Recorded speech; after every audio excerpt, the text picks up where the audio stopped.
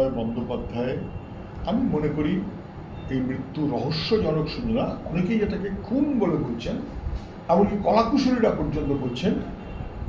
তারা যারা বলছেন তা তো গুরুত্বহীন হতে পারে না। নিরাপত্তাহীনতায় কেন আমাদের মানুষ ভুগবেন? নিরাপত্তাহীনতায় কেন আমাদের শিল্পী কলাকুশলীরা ভুগবেন? এবং কার্যত তাদের নানান কষ্টের মধ্যে চলতে হয়, এটা নিয়ে কোনো সন্দেহ নেই। সমস্ত ক্ষমতা, অধিকার, নিরাপত্তা শুধুমাত্র শাসক দলের নেতাদের জন্য, বাকি মানুষ বিপন্ন হবে, এটা কখনো হয় নাকি? এ কখনো চলতে পারে? আজকে রাস্তায় নেমেছে কলাকুশলীরা, এবং কথাটা অত্যন্ত স্পষ্ট। প্রযোজক সংস্থার বিরুদ্ধে এখনো অ্যাকশন হয়নি কেন?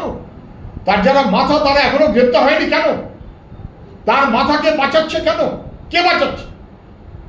কোন শাসক দল? কোন কারণে, কোন উদ্দেশ্যে?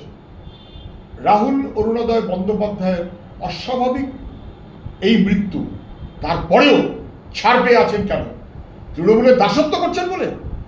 প্রযোজকরাও কি তৃণমূলের দাসত্ব করেন? সেই কারণে তাদেরকে বাঁচাবার জন্য মুখ্যমন্ত্রীর বন্দোবস্ত না বুঝবার কোনো কারণ নেই। তিনি নাকি কি একটা কি সংস্থার নারী কল্যাণ না কিসের কি সব কি করে আছে, কেন আছে, কেন তাকে গ্রেপ্তার করা হয়নি? কে তার উত্তর দেবে? দুর্ভাগ্য আমার।